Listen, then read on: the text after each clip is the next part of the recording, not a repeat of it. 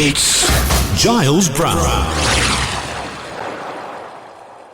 This weekend, for petrol heads like myself, this is the weekend you look forward to, because if you're out there having a quiet perusal and you think, you know what I want to do this weekend? Do you know what I want to do, darling? I think we should go and do the bodega tour of Jerez this weekend. Don't even think about it, because this weekend is MotoGP.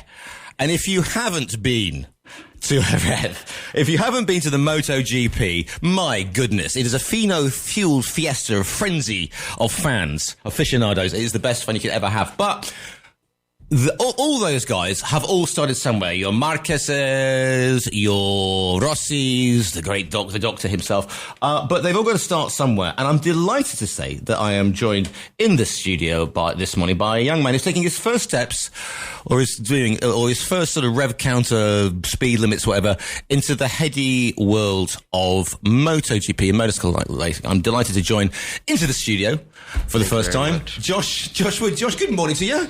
Pardon? Good morning. Good morning. Yeah, that's the first question. Yeah. Good morning to you. How are you doing, my friend? I'm doing all right. How are you? I'm not too bad. And his technical assistant here, his biggest supporter, his mum, Maitland. Maitland, good morning to you. Good morning. You see, that's how you do, right? Good morning, Vietnam. Exactly. So, for those who don't know, Josh, you have been racing in junior formulas of motorcycles. Explain a little bit about how you got into motorbiking.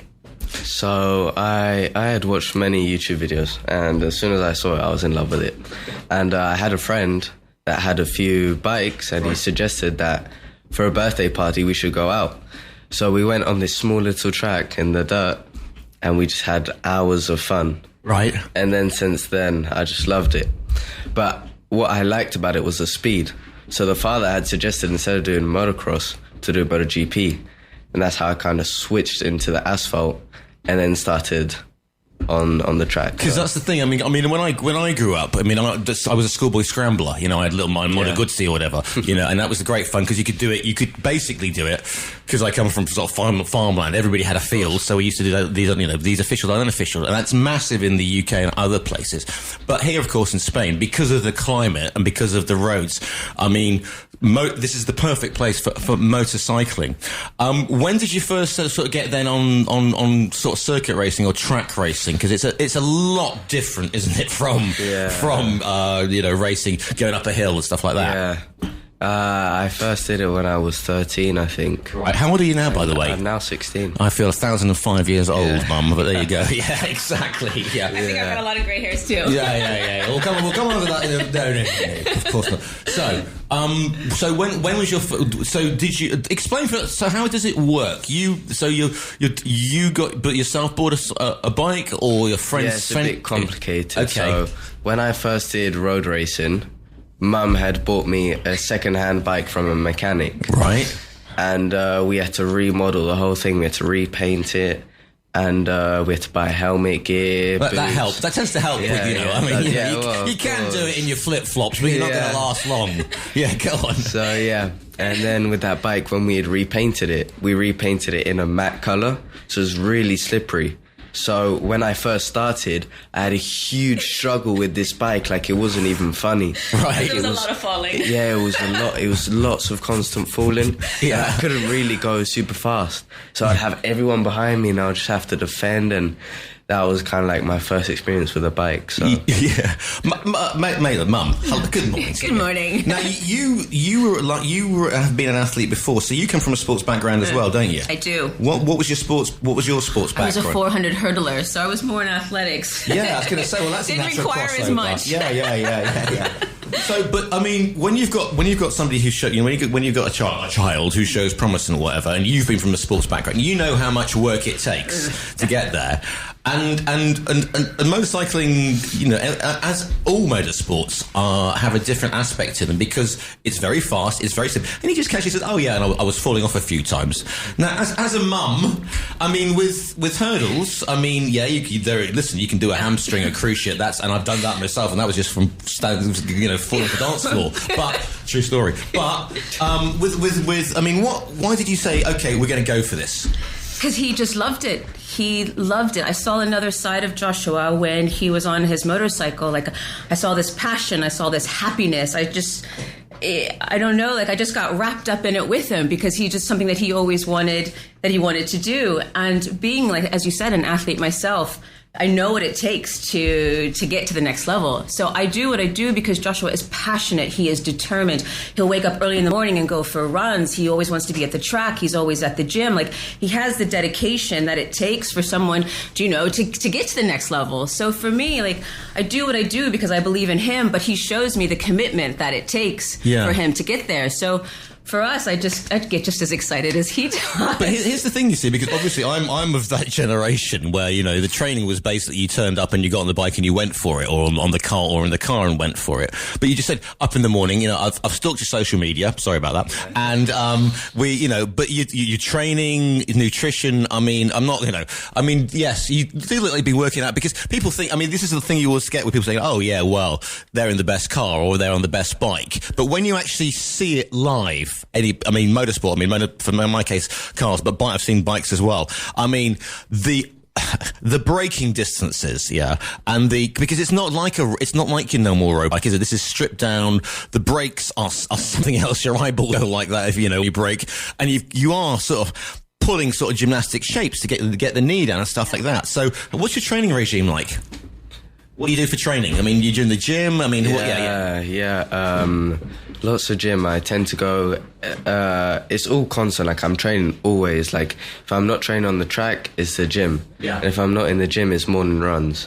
So it's a lot of cardio, lots of weights, lots of strength. I used to do on the track. I used to do a lot of stretching, but I've kind of not done that for a long while. Because you need the fitness to keep the concentration. Because if you're thinking about if your fitness level drops, then you're going to miss the apex and stuff like that. Yeah, what was your first race? What was your first? Oh my goodness, that's actually a really funny story. Right. So, but what was it like? So you're there. We showed up without a mechanic. We're asking everyone for help. Oh my goodness. It was horrible. With a bike on the back? So, come on. So where was it? This was in Cártama in Malaga. Yeah. I didn't know. I don't know anything about the sport. I just wanted to race. That was a long time ago. Yeah. So no mechanic, nothing. Just, it's a moment I'll probably never forget. But presumably you have to get a license. You don't just rock up. This is presumably in the FAA, the Federación de Sport. What's the governing body for this one? And how did you get it back? Have you got a competition license? Do you have to do training to get that? Explain to the listeners a little bit about what you need. It's not just rocking up with a bike. You had to do some sort of driving license. No, you don't need he doesn't need like a driving license. Have you got a road bike license? No. She doesn't let me. He goes 200 kilometers an hour in Portimao, but he can't go on them. No, quite right too. Honestly, I'm of the opinion, that I fell off my mobilette when I was 17, and I've never ridden a motorcycle since, because I'm of the opinion that everything on Spanish roads is designed to hurt you if you come off. There's a rock in a roundabout or a big steel thing, but if you're doing 200 kilometers at Portimao, you will slide off. Yeah. And you are wearing your leathers, and nothing is coming the other way. No. That's an interesting one, because I was going to say, you're as a mother, you'd be, oh my goodness, my baby's out there, and he might chip a toenail or something. I get excited, to be perfectly honest, but I will say, when we were in Portimao, my watch kept beeping incessantly because my stress levels were really high. So, obviously I'm super, super excited, like, go Joshua, but I think deep down I'm also thinking, oh my gosh, you're going so fast, please don't fall. So that's that first race thing, because it's all right, because again, you get the people saying, oh, well, I could do it on PlayStation, it's really good. But that's an entirely different situation. So that first race, when you are lined up on the grid, right, and obviously you qualified in pole, obviously, Josh. No. Trust me, no. But it was a fun race. It was a fun. But what's it like on the grid? And it's suddenly, because there must be your adrenaline level must have been sky high. Yeah, it's really beautiful. Like, I'm surrounded by the people that I love, and just focusing, just wanting to go as fast as I can, do the best I can. It's really amazing. So what did you get involved with last season, and where are we at the moment? So So at the moment, you are racing in what category? Well, currently we're not racing because the season hasn't started, but we would like to do the junior GP. Right. So what is? Explain to me, as somebody who knows nothing about it. It's like a world class for people underage. Right. It's like the highest level I could probably be at right now. And is that taking place in Spain, or is That's all around Europe. We Right. go to Italy, to France, to Spain, to Portugal. It's all around Europe. And what's it like getting on the track? Like you mentioned Portimao. I mean, what are the other circuits that you've raced on then so far? Big Spanish ones. Have you done Jarama, Jerez? Yeah. Fortuna. Yeah. So Yeah, what's it like going on Jerez? Because Jerez is legendary. If you're a motorcycle racer, you're like, oh my goodness, this is where Situ Pons was. This is like Valentino Rossi. Yeah, yeah, very fun, very fast. yeah. What's the reaction like amongst the Spanish with I know that you'd be here forever and whatever, but because I've been to sort of kart races at Campillos, that circuit there. We go there a lot. Yeah, that's a great circuit. I love that circuit.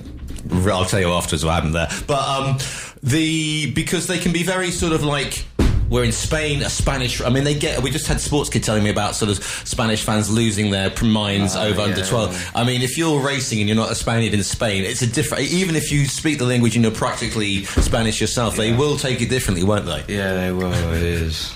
They're really competitive, the parents. Like we rock up to some of the to the races, you've got the big motorhomes, the kids' faces painted on the side, the number, the parents that are hardcore, and I'm just sitting there like, go Joshie. So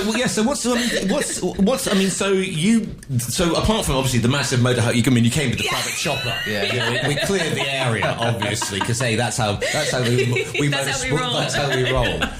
But I mean, so what's this? What's the setup? I mean, you got a 2-man tent. I mean, how do you rock up on a Friday, or is it Saturday morning practice and qualify? We leave on a Wednesday. On a Wednesday, Yeah. okay, Yeah. And then Thursday's the track walk, and then Friday's free practice, Saturday's free practice qualifying. Yeah.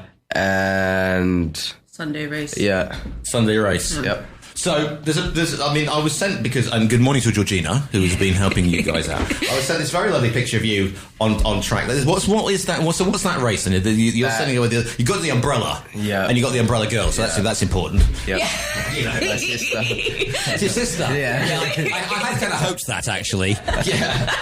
And if she's listening, good morning. Yeah. So what races? What category is that in? Because that's got a fairing on it on the front. That was when you were a wild card, wasn't it? Yeah, that was a Moto 5. That was a championship that I didn't do the whole thing. I had only just applied for one race. Yeah. Okay. Just in Calafat. It was in Calafat. We purposely did it because we had a friend there that was racing, and we just wanted to spend more time with him and have some fun. So. Okay. Have some fun at some ridiculous cost. Have some. Yeah, this is the thing, isn't it? Because motorsport. If you're doing even at club sport level, it's still very expensive. And you talk about rocking it. Don't. Mum is shaking her head already. But on this level, if you just want to get competition, it's not a cheap sport, is it? So how do you, as a single mum, how do you manage with this? Because obviously the kid's got talent, otherwise we wouldn't be sitting here.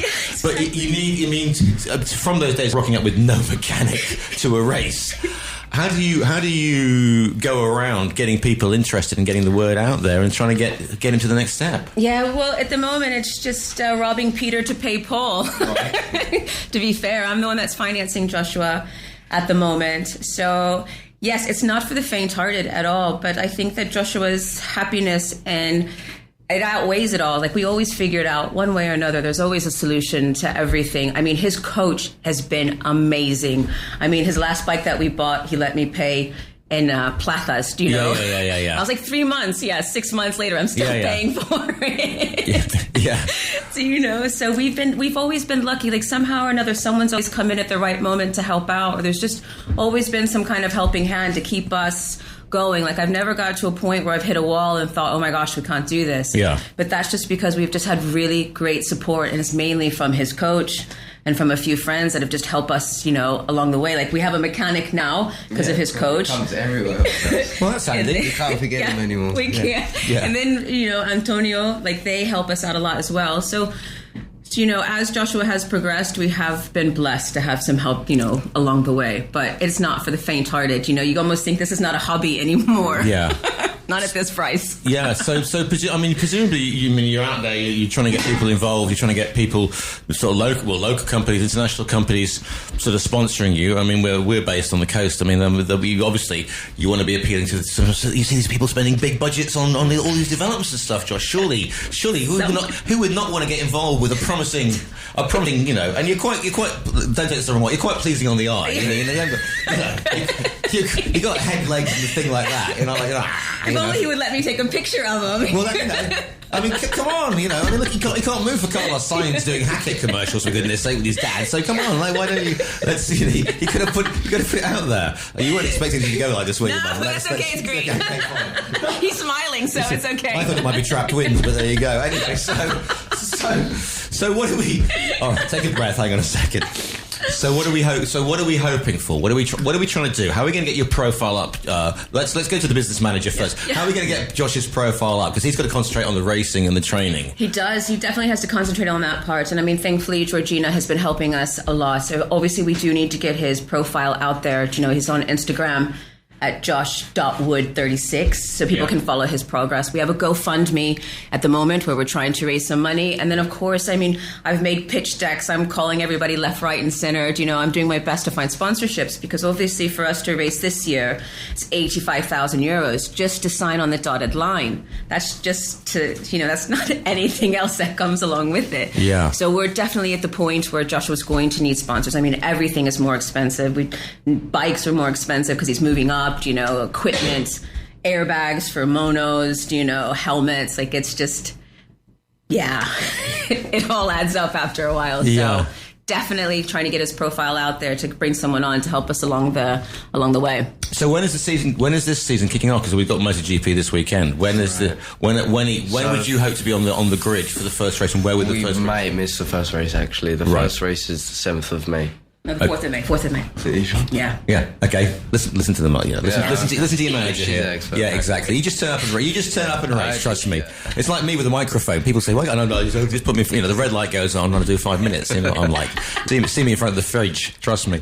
The light goes on, and I like that. So okay. So you're not going to make the first.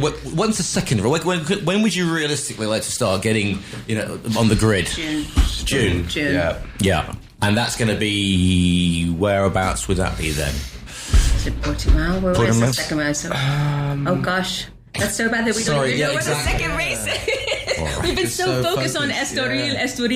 What's happening with Estoril then? Tell me what. Well, that's where the first race. Ah, right. Okay. And that's all we have thought about, was just getting enough together to make the first race. So we didn't even get to the second race. So now we're going to focus on the second race. Okay. Well, listen.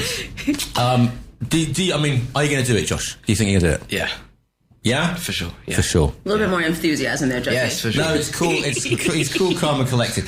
I could talk to you about this, because obviously it's me, until about next Wednesday about this. But you mentioned social media. Right. So where is the best place, first of all, to follow you on? Are you on Facebook, Instagram? Instagram. Yeah, and it's Instagram. And it's, what is it again? It's josh.wood36. Josh.wood36. Yes. Okay, is that your racing number? Because it can't be the year you were born, because you're not 100 something. Right, okay, super. And if people want to get in touch and find out more information for just chatting about sponsorship, or just getting involved, or giving some support, or maybe somebody's got that spare motorhome stroke helicopter stroke private jet they want to let you have. Please. Listen, we're in Marbella. What could possibly go wrong? Exactly. Where would be the best? So where would be the first port of call if you're interested in finding out more about getting involved? It would definitely be his Instagram. We have Joshua36wood@gmail.com. Yeah. He has his Facebook. And then if people really want to get involved, they can always go to Josh Wood's GoFundMe page. Right, okay. Every penny counts. Okay, so it's josh.wood36. That's correct. Instagram. Right. What we're going to do then, listen, if people want to get involved, you can also drop me an email at giles@tre.studio, because this is something I'm going to be following very, very closely, because I want this young man to do rather well with it. Josh, I could talk to you, as I said, but I'm going to run out of time, and Kit Hogg is going to be bouncing on the door to get the next thing in. So, Josh, thank you so much for your time today. Yeah? I'm sure you're going to do it. Hopefully, yeah. And, Malin, you've been absolutely outstanding. So thank you very much for your time today. Thank you.